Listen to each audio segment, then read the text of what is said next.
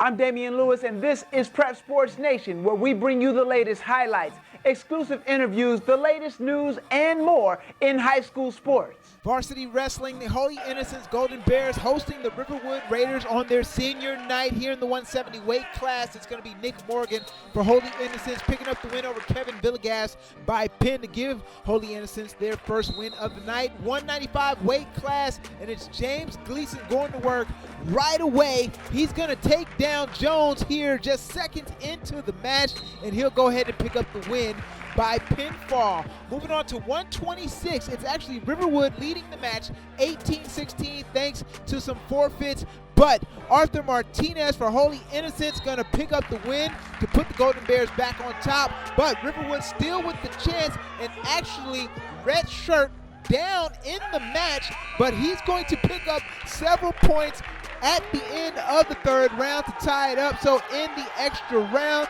it's going to be Shirt here putting on the move to pick up the points to get the win. Holy Innocents goes on to win the match 49-18. Got a chance to speak with their head coach, Stacy Davis Jr. afterwards. Well, when you look back and you see every one of those seniors have 4 years in the program through the high school level, and actually 3 of them go back to 6th grade. It says a lot about the program that those kids have transitioned all the way through, and they'll forever be part of the Holy Innocents wrestling program. So it's pretty cool. The ironic thing, and I'll tell people like this, our program, as well as a lot of other programs, are working extremely hard.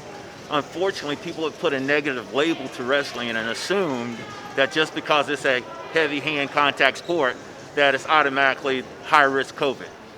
They're probably more in basketball and more in football this year, relatively speaking. And you go back to basketball, they carry 12 to 15 on there. If you look at numbers across the state, I would bet money you have more basketball players testing positive than wrestlers, because we clean our mats. As you see here, we got our kids doing hand sanitizers and everything we can possibly do to reduce the risk.